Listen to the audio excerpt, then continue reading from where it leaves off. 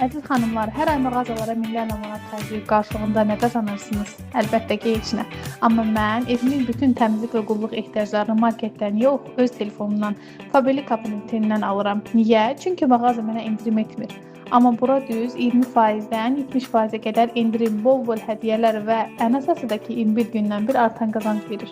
Mən satış edə bilmirəm deyən xanımlar, sizdən satış edən yox, sadəcə öz evinizin ağıllı alıcısı olmağınız tələb olunur.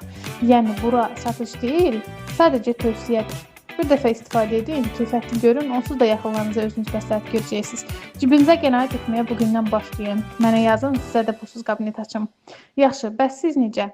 Hələ də mağazalara boş yerə pul qazandırmağa davam edəcəksiniz, yoxsa bugündən öz kabinetinizdən endirimlə almağa başlayacaqsınız? Seçiminiz hansıdır, əziz xanımlar? Rəylərdə yazın.